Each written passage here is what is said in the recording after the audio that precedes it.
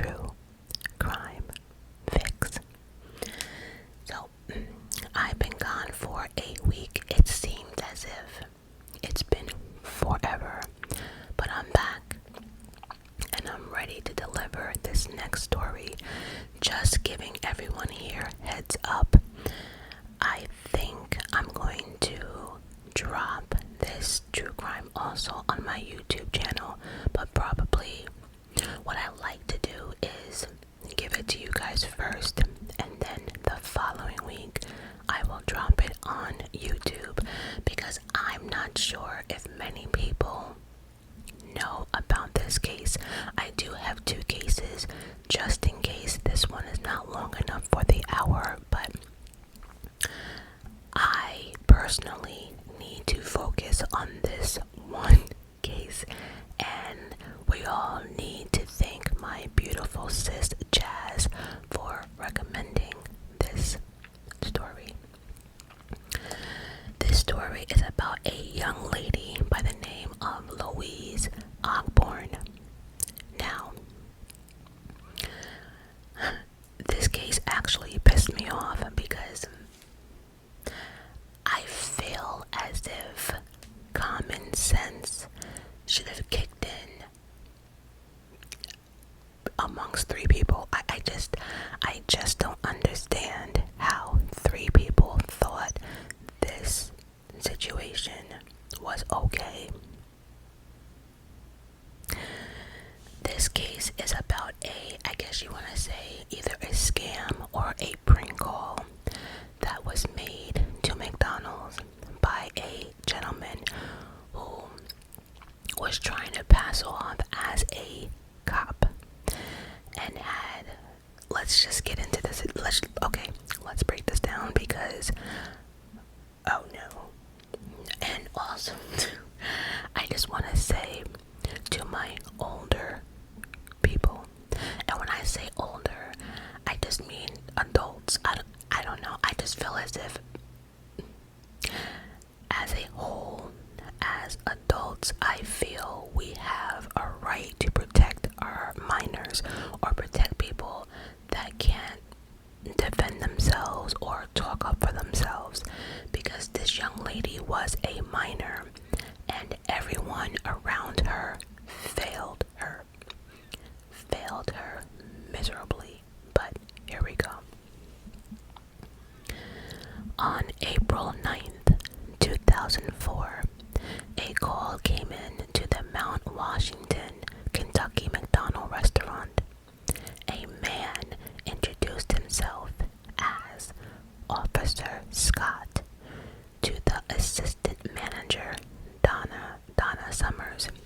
And personally speaking, I think Donna should have been thrown in jail and that key should have been tossed into the ocean. That's my personal opinion, but we'll keep it moving. So, Scott told Donna that one of her employees had stolen a wallet from a customer and gave a description of the employee. Donna identified the description as that of 18-year-old Louise Ogborn. Fun fact, my sister's middle name is Louise and she hates it. She cries, I kid you not, she cries anytime someone uses her middle name. Fun fact. Louise had taken the job at McDonald's just 4 months earlier when her mother lost her job. She had finished work for the day when she was asked if she could stay and work a double shift. Louise agreed and took a short break before returning to work. Scott, aka Officer Scott, told Donna, the assistant manager, that he was sending officers to the restaurant, but Louise needed to be detained and searched as soon as possible. Now, this is where I need to say, what in the actual fuck? So, as Donna should have been like, okay, I'll bring her to the back and I'll wait for y'all to search her. Because here's the thing,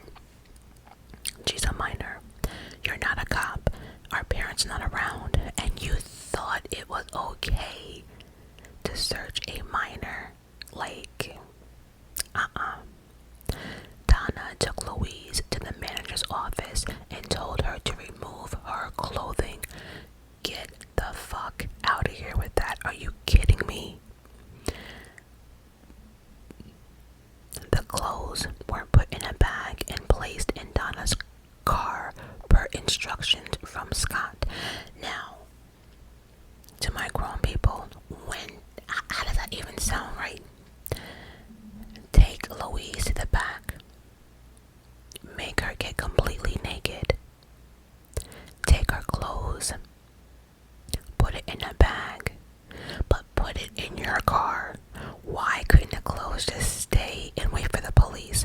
Why did the clothes have to be put in a bag and taken to her car? Because see, my thing would have been like, well, we'll just wait for the officers to do that. Like, what made you, I can't, common sense once again, what made you think that was okay? Louise was given a McDonald's apron to cover herself. Now, ladies and gentlemen, we all know what her apron looks like, okay? This is a 16, no, how old was she? 18-year-old. She was 18. I thought she was 16, but still, you know, obviously in this situation, she needed help. And nobody helped her. Louise was given a McDonald's apron to cover herself. The apron was small and it was very cold in the office. Kim Dockery, another assistant manager, was called into the office to witness the search. Now, once again, if that was me and, you know, a manager calls me in and there was an employee naked with a little bitch ass apron, I would have said, what are you doing? Why isn't the officers doing that? Or maybe we should wait for the officers. Like, I will be asking so many questions at this point.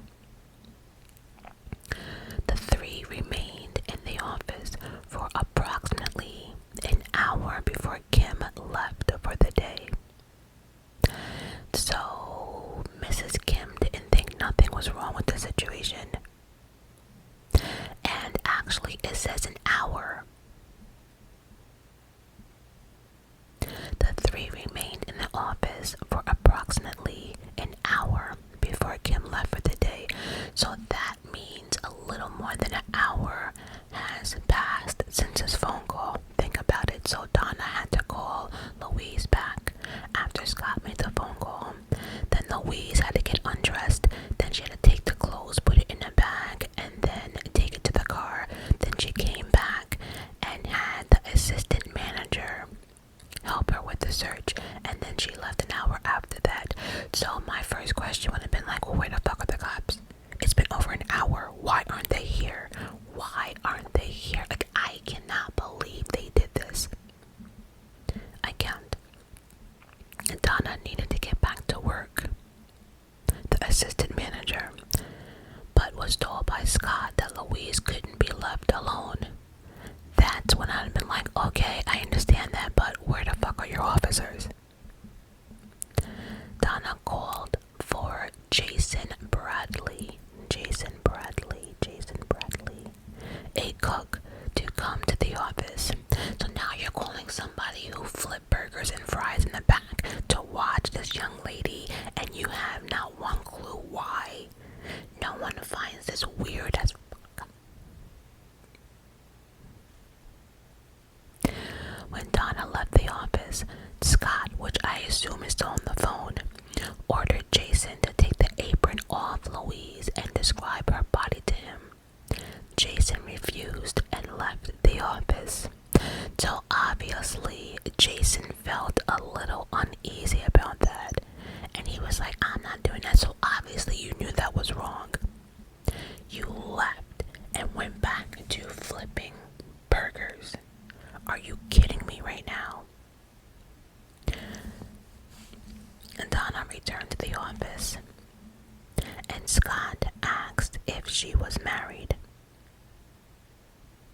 She said that she was engaged.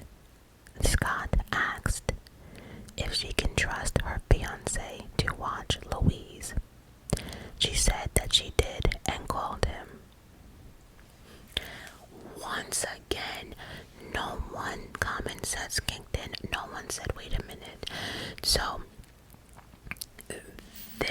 situation is that important, but you want me to call my fiance to come down here and watch this young lady? I would have been like, so if someone calls 911, it's gonna take y'all 2 hours to get here. What the fuck? Why did no one, like, I can't wrap my brain around this. Ladies, am I tripping? I could never, I'm not engaged.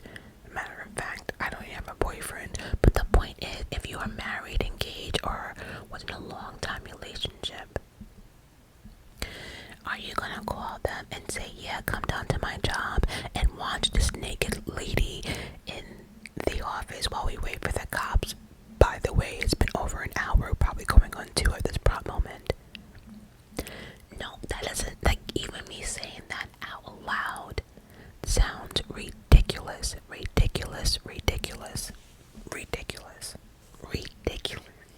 I can't. No, ridiculous.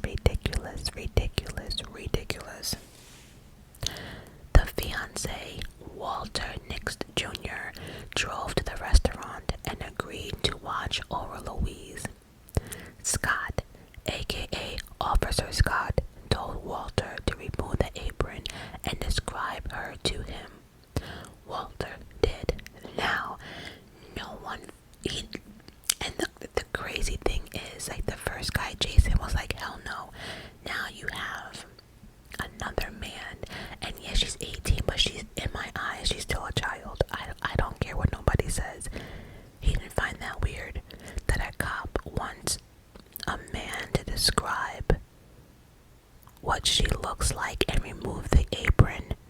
Are you kidding me right now? Louise was instructed by the men to dance and do jumping jacks to prove that she didn't have any stolen merchandise hidden inside of her. Like, I feel as if now this is something people do when you first go to prison and you gotta take off your clothes and they have to do that search and you gotta bend down, spread your cheeks and cough. We are not in prison. We're talking about a wallet. Where is she gonna put the wallet? Remember, ladies and gentlemen, in the beginning of this video, I clearly said that Officer Scott claimed that this young lady stolen a customer's wallet. Again, why are we doing jumping jacks? Why? Where's she gonna put it? Where is she gonna put it? This is what I'm saying. No one's common sense kicked in. And then it says, Louise was instructed by the men to dance and do jumping jacks to prove that she didn't have any stolen merchandise inside of her. Walter was told to sexually assault Louise to prove that she wasn't hiding stolen items. Now, I read other articles, and I'm not even gonna get into what sexual things were done, but I guess you guys can imagine. But again, we're talking about a wallet. So what are you looking for? The credit cards in the crack of her ass, and you thought she had a lot of cash up her boom boom? Like, I don't understand. And what is these sexual things that the officer wanted this gentleman to do or have the girl do? He didn't say, wait a minute, why am I sexually assaulting her? No one said, wait a minute. And on top of that too, you left this young lady in an office with just one man. Ladies, you guys know that when we even go to a GYN and we get checked, there's 3 people in that room. The patient, the doctor, and the doctor always calls like a nurse or his assistant or something. There's always another female in the room. Why did no one stop and say again, wait a minute? Scott told Walter to have Louise sit in his lap and kiss him, saying that if she had consumed drugs or alcohol, he'll smell or taste it. Louise refused. He was instructed to spank her. Walter did, leaving marks. Let me read that again because I don't really think y'all feel my frustration right now. Scott, aka Officer Scott, told Walter to have Louise sit in his lap and kiss him, saying that if she had consumed drugs or alcohol, he'll smell it or taste it. Now, here's the thing. When you drink alcohol, you don't need to kiss anyone to tell that they're drinking. Get the fuck out of here with that. Number 2. Again, no one thought this was odd. And in another article too, I did read that she was given 2 options. She was given either do the strip search at McDonald's, or she could have went down to the station. Now, being that young, she was probably scared. She probably, didn't want to ruin her reputation or she was just scared. Let's cut this shit. She was scared, and she decided to do the strip search at McDonald's, not knowing that it would lead to this. To right off the bat, I wonder if she said, you know what, I'll come down to the office. I wonder with this scam, or prank call, whatever, aka fake ass Officer Scott, I wonder what he would have done if she said, you know what, I'll come down to the office. Scott told Walter to have Louise perform oral sex on him. Why? And what got me, I think this was all about control, because even though you're on Officer Scott's on the phone, right? How is this pleasurable for you? Again, I think it was all about control, about seeing how far he can take it, seeing how far somebody would actually listen to him. This is some bullshit. I can't get over the fact that he spanked her and left marks on her. And then on top of that, what oral sex, like what would that prove? Okay, what would that prove? Like I'm not comprehending this. I'm not. Donna returned to the office multiple times in the 2.5 hours. Once again, no one thought of picking up the phone and be like, where are the other officers? Are you kidding me right now? You can't. This whole thing, like, I feel as if everyone had to be involved in this joke because there's stupidity here. She was always covered by the apron when Donna returned, but the entire ordeal was caught by surveillance camera. Now, she had the audacity to go on one of the, she did a bunch of interviews, right? And she claimed that every time she came into the office, whatever was happening stopped, and Louise was always in the apron. But then, whatever talk show she was on, they actually rolled the surveillance tape, and it was clear that Donna came in while this girl was naked with no apron, walked by, I think she went into the safe or something, and then walked out. So when that was shown, she looked to the side, and her lawyer said she could not answer that. So right off the bat, she got caught lying. Okay, so let's figure this out. So Donna walks in. Now our fiance is there. So you walk in a couple of times, and the girl's in the apron. Okay, cool. But that one time you walked in and she wasn't in her apron, you walked right by like nothing was wrong, like you didn't see a damn thing. Are you kidding me right now? How? And I'm even more offended that she's a female. You know what I mean? And right off the bat, and this is another crazy thing. Think about it right off the bat. She had Jason see her the way she did. she had now, the fiance, is seeing, Louise. So this poor girl is so embarrassed. She's been sexually assaulted, performing, sexual, oral sex or whatever. Are you guys getting it? I guess I'm more offended because, I was sexually assaulted, and it's a no for me. I can't. And on top of that, I wonder if Donna even knew that there was a surveillance camera. I wonder, because how dumb can you be? How dumb can you actually be? Walter needed to leave to go to work, but Scott demanded that Donna find another man to replace him. Donna found Thomas Sims sitting in the dining room. He was a maintenance man for the restaurant. He was not on duty. I repeat, he was not on duty. He was not on duty, but agreed to watch Louise. Walter left and returned to his home, where he immediately called a friend and confessed to having done something terrible, but he didn't tell the friend what he had done. So now your dumbass has a I can't get over this. So after all the shit you did, smacking her, making her jump up and down naked, she had to perform oral sex. At the time, you did not feel bad at all. Not once. You didn't say, you know what, I'm not doing this.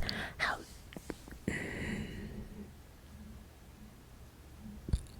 Okay. When Scott began to give Thomas similar instructions to the one given to Walter, Thomas refused. He told Donna that this didn't seem right. Donna called her manager, who advised her that the call was a scam. So, let me get this straight. And so, Thomas walks in. Within 3 seconds, he understands the situation. He understands that this is not right. Now, I don't know why Donna would have called her manager, which I guess it worked out for the best. But that would not have been my first instinct. My first instinct would have been to call the cops, if I'm being honest. When Scott realized he'd been found out, he hung up. Someone used the service 69 to call him back and wrote down the callback number. For those who don't know what that means, in the States, if someone calls you, you can dial *69 and then it'll tell you the number, the last person that called you. It's not free. Well, I don't know if it's free now, because I haven't had a house phone in years. That's a good point. I haven't had a house phone.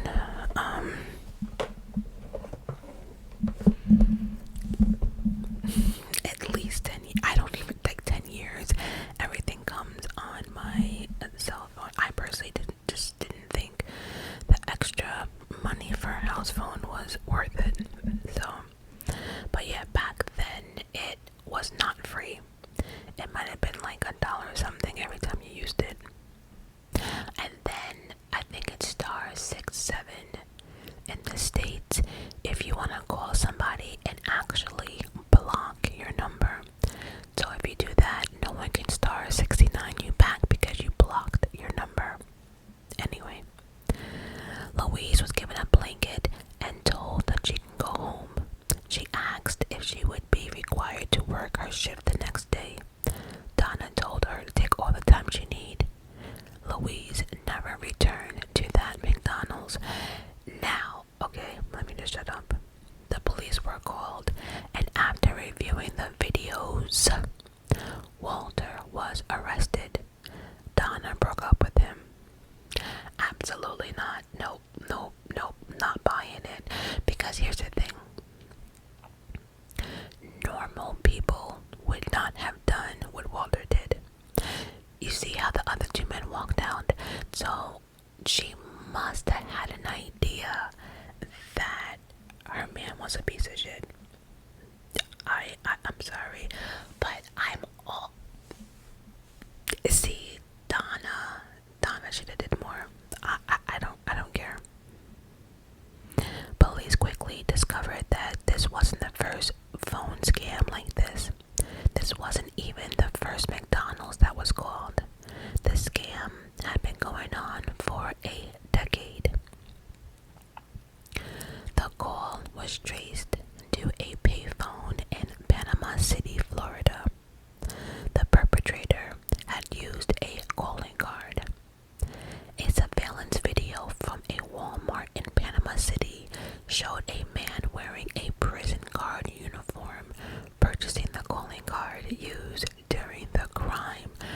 So I did read somewhere that he was actually a correctional officer.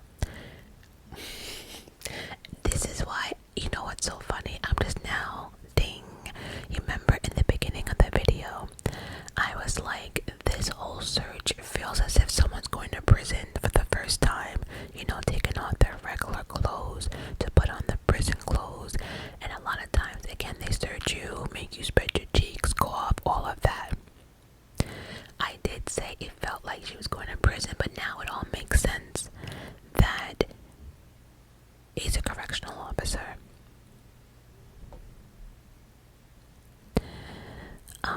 He was also seen at a Walmart in Massachusetts purchasing a calling card that was traced to other scam phone calls. Police contacted the security firm featured on the man's uniform. They identified him as David Stewart. David Stewart. David Stewart. David, a married man, father of 5, was arrested. He denied his involvement and claimed that he had never even owned a calling card. A search of his home found a card that could be linked to a similar phone call to a Burger King in Idaho Falls, Idaho.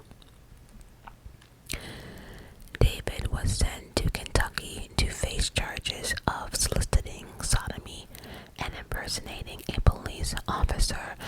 So that means, for those who don't know, sodomy is when, y'all can look it up. Let me keep going.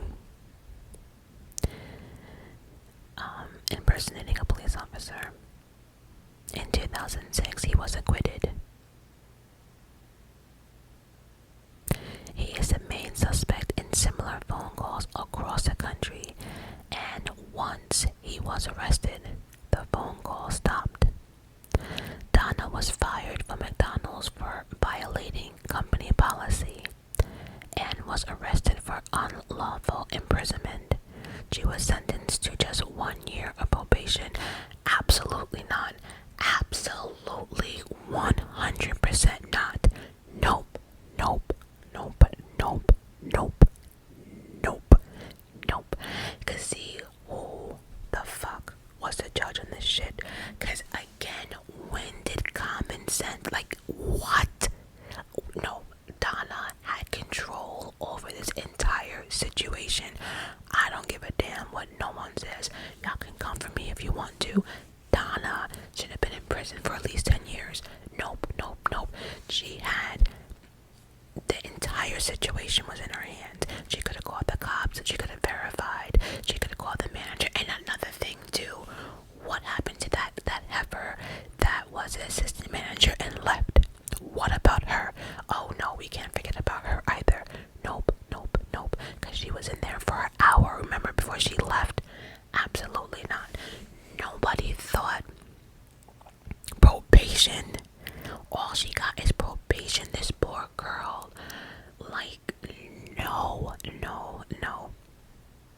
No. Walter was given a plea deal in this trial and was sentenced to 5 years in prison for beating and sexually assaulting Louise. Louise sued McDonald's for failing to protect her. She claimed that McDonald's was aware of the other scam phone calls and did not properly warn or train managers to deal with them. Donna also sued the company. Both women won their lawsuits. Yeah, Miss Donna. Actually, I think she got like $1 million, and Louise got like $3 million or something like that. But I love the fact how Donna shifted the fucking blame, because again, I can't figure out how common sense didn't click in. I can't figure that out.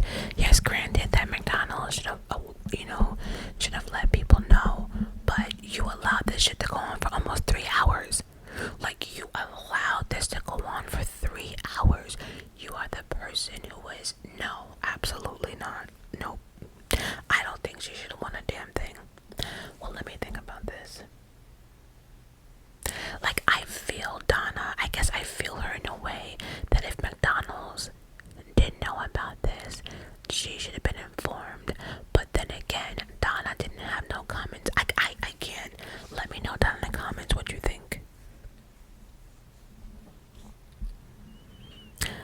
similar phone calls that David was suspected of making included 1999, a 17-year-old employee was strip searched by manager at a Burger King in North Dakota. He also spanked her. Again, what? In the year 2000, a manager at a McDonald's in Kentucky stripped for a customer. The employee was told that the man was a sex offender and would be arrested when he approached her. 2003, a 19-year-old employee was strip searched in the bathroom of McDonald's by her manager in Georgia. Another employee performed a cavity search looking for drugs.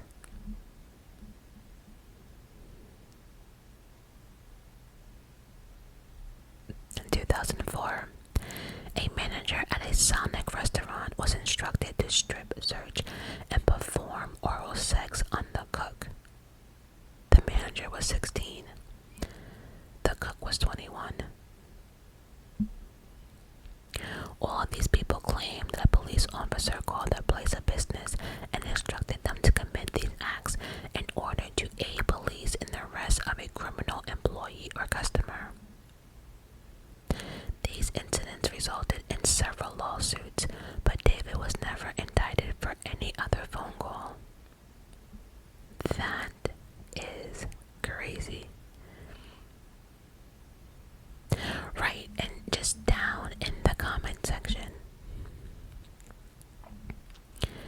there's only one, but it says here that Donna, the manager, should have been sent to prison. Period. That's it. Nothing else to be said. Boom. Nope. Alright, this next story is the murder of Carlie Brusua.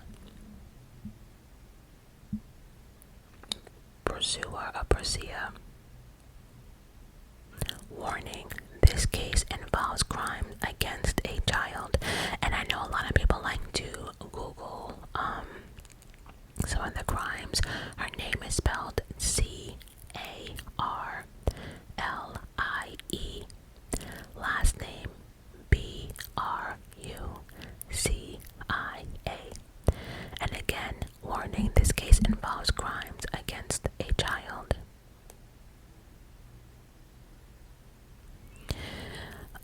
11-year-old is abducted and is caught on camera.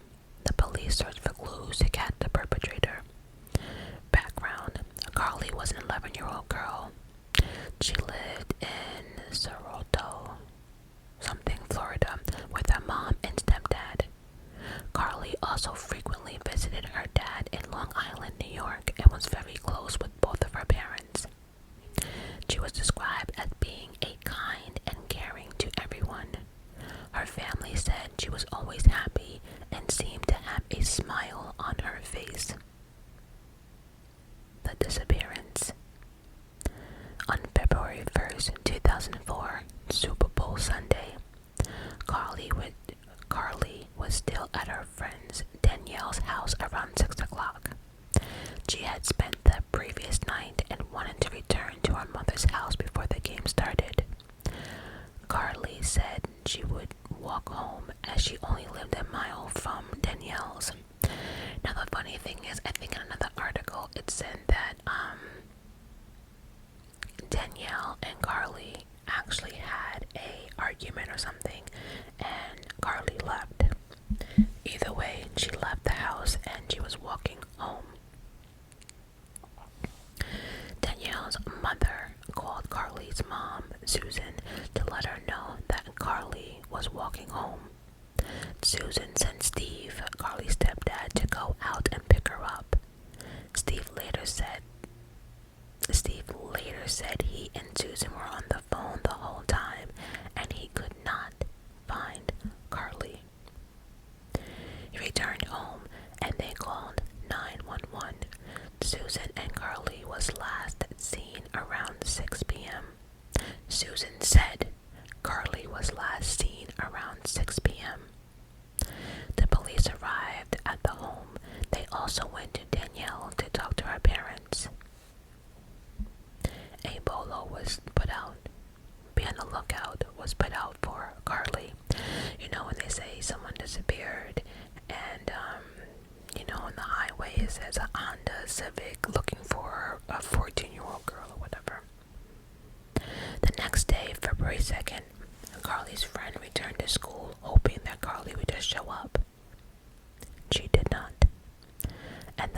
police started the search by using scent dogs.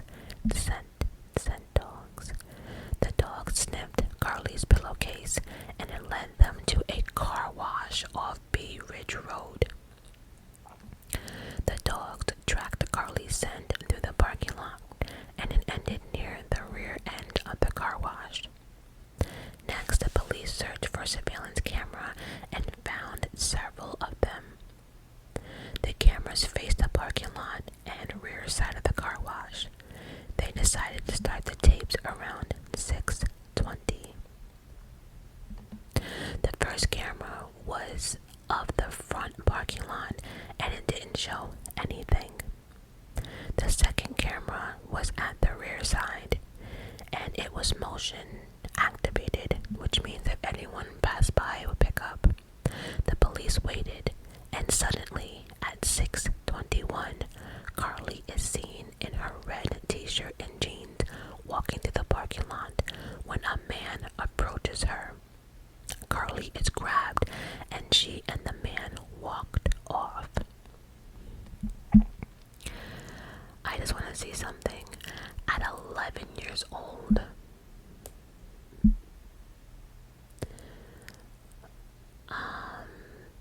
at 11 I was allowed to walk to the convenience store, but then again, my location where I lived, I just had to cut through a fence and I was there in less than a minute.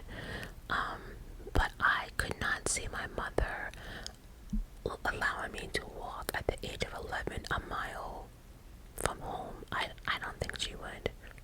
Maybe if it was a few blocks, but even then, I don't know. Let me know down in the comments. At 11, were you able to walk by yourself? Was your parents okay with that? Okay, let's see.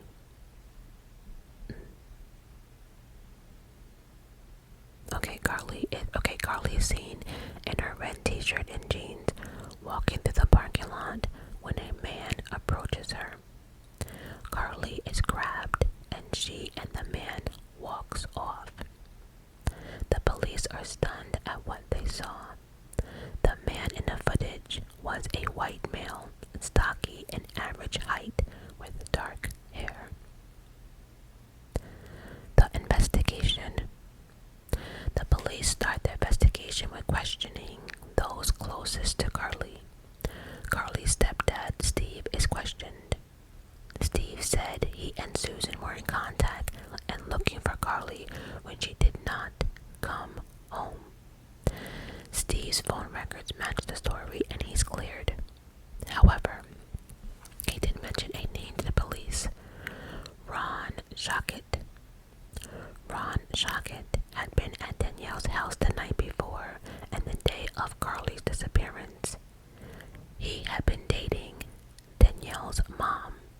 You know, it's funny. Back in high school, if you guys follow me on my YouTube, I told a story about my crazy ex-best friend who threw herself down the stairs and wanted my boyfriend and all that bullshit. But the point of the story is, she lived with her father and her stepmom. Her mother lived about maybe 45 minutes away. And my mother was always eerie when I went there with her because she kept on saying, well, is your friend's mother married? Does she have a boyfriend? Because my mother was not having it. And now reading this, I get it. I totally get it. He has been dating Danielle's mom. Steve also mentioned to them that he had seen a red tow truck on B Ridge Road when he was searching for Carlie. He also saw the same red truck in Danielle's driveway. The car was Ron's, and he said he was on B Ridge Road looking for Carlie. I mean, sounds a little suspicious. Ron said at the time of Carlie's disappearance he was at work. The police went to Ron's work and they said Ron was at work the entire time. was cleared. The police had to go back to the surveillance to look up any clues they might have missed. They realized that the man was wearing a jumpsuit and had a name tag on it. The video was too blurry and they couldn't see the name, even after using software to clean up the footage. You know, it's crazy because I've always said to myself, and I don't know about back then, but now in 2022, I don't understand why, surveillance cameras and, at the mall or in the street or whatever, why are they grainy? Like, we should have gotten away with that. Like, I feel as if all surveillance camera should be clear as fuck. Because, again, what's the point? What's the point of having a surveillance camera and people can't make shit out? It's crazy because now they actually see the whole kidnapping part of it, but it sucks. Then what's the point of having a surveillance camera? I can't. Oh my god. I guess I just watch too much true crime and I'm just like, why would you do that? I don't know. But yeah, I still feel as if in 2022, everyone should put the money in and have a surveillance camera that is clear as day. That's because, again, what's the point?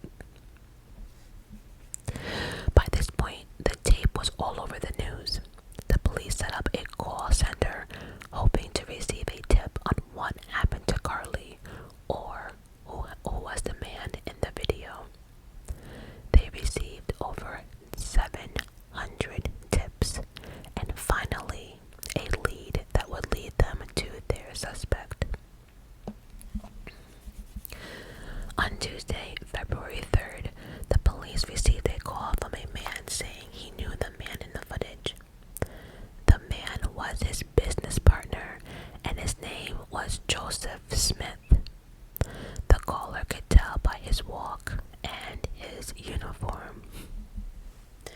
Real quickly, that's why I used to have a problem with Superman, because this is so far off topic, but like this guy says, he knew that was his business partner by the way he walked in his uniform, right? So how come no one ever knew who Superman was? Like, putting on the glasses, they were confused as fuck, but then he took it off and he was Superman. I never understood that. I didn't. I never. Nope. The police ran Joseph's background. Joseph was a 37-year-old man. He worked as a mechanic and had 3 kids. Joseph also had a lengthy record dating back to 1993. They also found out that Joseph was on probation at the time, and that he drove a brown Lincoln.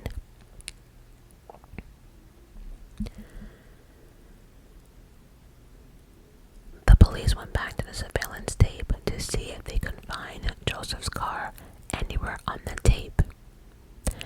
At 6:18, they saw a vehicle in the parking lot, but it wasn't a Lincoln. The car was a light tan station wagon. But once again, the footage was blurry and they couldn't make out the license plate or who was driving the car. They needed to find the driver of the car, again with the grainy, with the blurry footage. The police wanted to speak to Joseph Smith, but because he was still a person of interest. They went to Joseph and he said he was at home during the Super Bowl. And his landlord, Mimi, could verify that. The police also showed Joseph the surveillance video and he said it looked like him, but it wasn't. So once again, what is the point of having a surveillance camera if you can't find the person? I can't.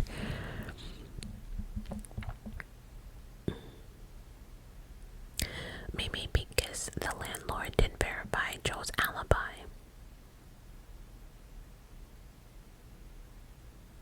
Joseph was arrested the day for violating his parole. police searched the car and found drugs.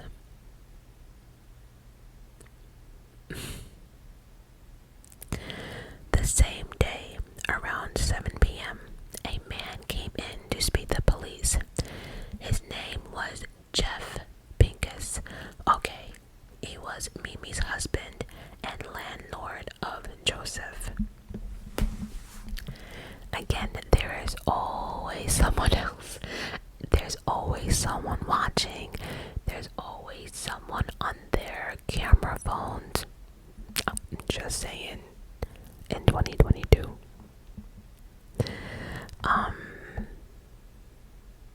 Jeff also drove a light color Buick station wagon which he had loaned to Joseph the day Carlie disappeared. Okay, so Joseph thought he was slick by using the husband, aka landlord's car. Part of Jeff's interview is heard in this episode. He said Mimi had gotten the dates wrong and Joseph asked if he can borrow the station wagon. Jeff said Joseph left around 3 p.m. that day and did not return the car until Monday morning.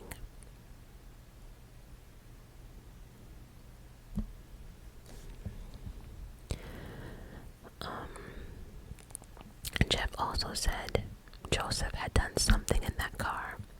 He said the back seat was down and things were moved all over the place. Jeff said he saw the news footage of Carlie's case and also recognized Joseph as being the man on the tape. Joseph must have a hell of a walk, because it seemed as if everybody knew who he was on that tape, even though it was blurry. So Joseph might need to, change things up a little bit. The confession. Joseph Smith was brought in for a formal interview. The police said they needed to know what happened to Carlie. And honestly speaking, I don't know if I want to know because I did not read this entire article. If I'm being honest, I always have a backup plan to make sure the video is an hour, but the fact that there was a warning in the beginning of this article, I don't know if I want to know. Joseph said he was advised to talk to a lawyer and the interview was over. However, just because he didn't talk to police doesn't mean he didn't talk at all. Yikes. I'm telling you, I hope we don't get into this.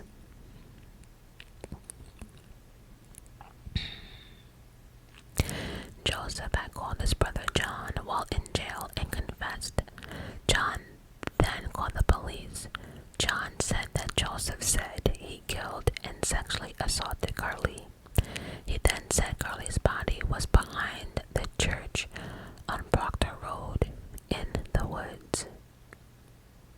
Carlie was found behind the church. She had been strangled and brutally assaulted.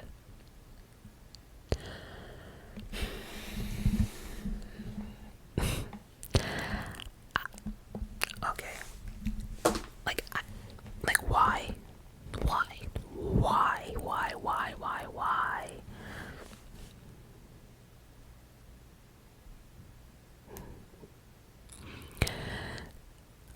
Joseph's brother John testified at the trial. He said Joseph had confessed everything to him, and he also recognized Joseph from the surveillance tape. Joseph's DNA and hair fibers was also found on Carlie, proving he killed her. Yes, ladies and gentlemen, if you're ever assaulted, just start grabbing shit, scratching people's skin, hair, bowl, whatever, because if a cop or anyone can find that evidence, your perpetrator or whatever can be found. The police theory was that Joseph took the Pincus car, took a mixture of different drugs, and saw Carlie walking home. He then abducted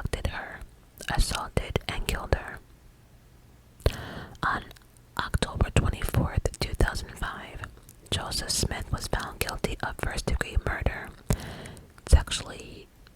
sexual battery on a child under 12, and kidnapping. The jury had voted 10-2 for the death penalty.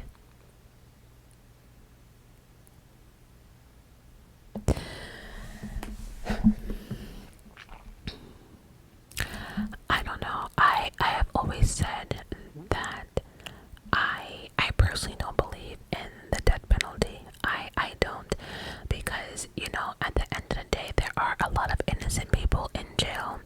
There are innocent people on death row, and you can't say, oh, my bad, we fucked up, because once you're dead, you're dead. Also too, I also feel that the death penalty is a cop out. Let me explain, because I have heard that in many prisons the death row inmates have it the best. I don't know why, but I have read articles from years and years. Even my brother's is now a detective. But there are times that people cannot take being in a regular popular, I guess, the regular population, and the food sucks and all this other nonsense. And a lot of people actually want to be on the floor of death row inmates.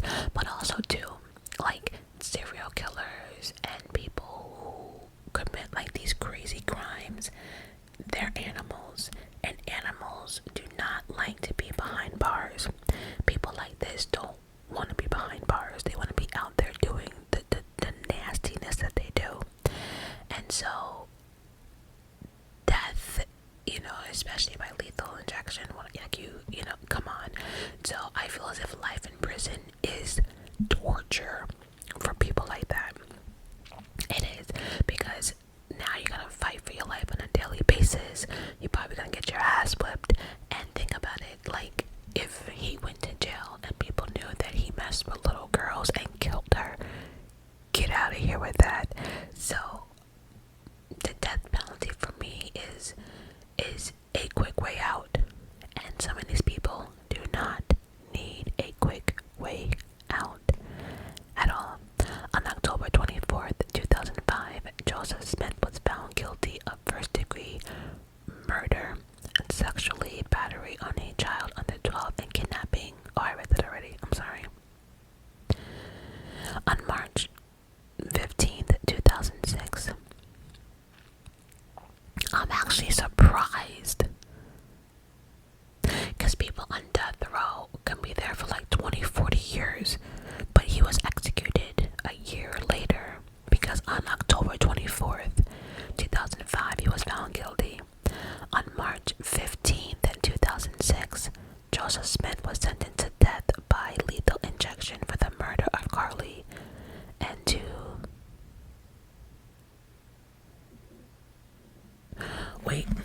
back up a second. Joseph Smith was sentenced to death by lethal injection for the murder of Carlie and to life in prison without parole for kidnapping and assault. So I know sometimes people wonder why people get life plus additional 25 years, this and that. And the reason is this. Sometimes, we need to make sure these people don't get out of prison, right? So I don't know how many appeals people have, but people can appeal their case.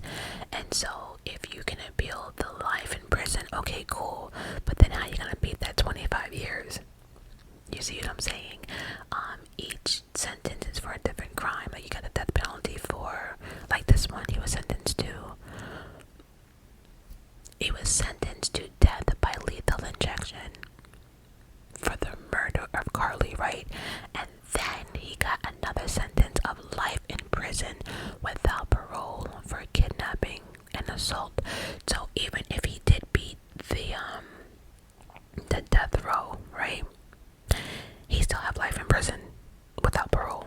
So it's no matter which way he go, or no matter how many appeals he got, he's never getting out of prison. Carlie endured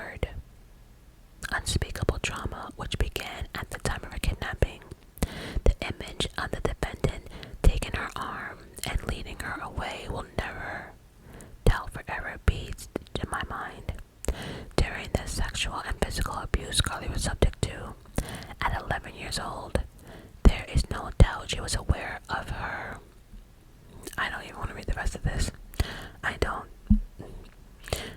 because they're saying she knew this was the end of it and she knew that she couldn't do nothing.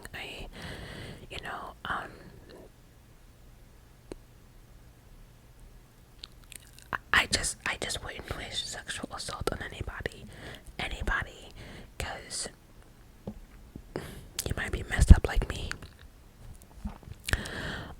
On July 18, 2017, Joseph's death sentence was vacated. You see, a new bill was signed.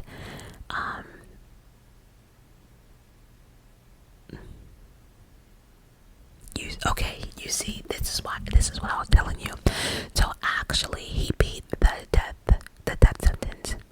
A new bill was passed, and I guess they got rid of the death penalty. Joseph was supposed to get a new sentencing hearing, but as 2019, it was delayed. So basically, I guess during sentencing there was a new bill that passed, and he should not.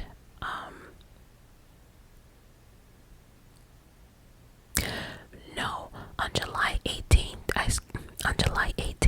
2017, Joseph's death sentence was vacated. Okay, a new bill was signed that an anonymous vote by the jury had to be intact to impose the death penalty. Do you remember it was 10-2? It had to be all 12. It can't be some people say he can get death penalty and the others say he should not. It has to be unanimous. Everyone has to say yes. But in this case, it was 10-2, and he was supposed to get a new sentencing, but it was delayed. John Smith, Joseph's brother, thinks he killed a young girl in 2000. Tara Riley was found dead in Florida behind a Walmart. Her case received no attention, and her family is still looking for answers. Carlie's mom passed away at 47 after a battle with drug addiction. Okay, and whoever did this article had a final thought. It says, I actually got chills watching the surveillance footage. It's just so eerie and actually very lucky that it was caught on camera. Who knows if this case would have been solved without it. Maybe since his DNA was found on Carlie, but I'm happy that the case was solved so fast. The police did an amazing job.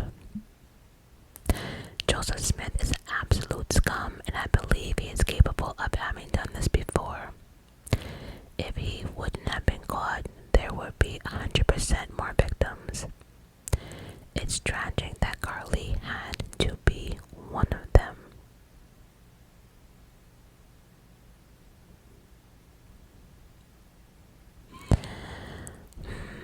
Yeah. Anyway, guys, that was a sad case. But anyway, guys, I hope you enjoyed this video. And as always, I love you to pieces for watching, and I will see you next week for a whole new video. Bye.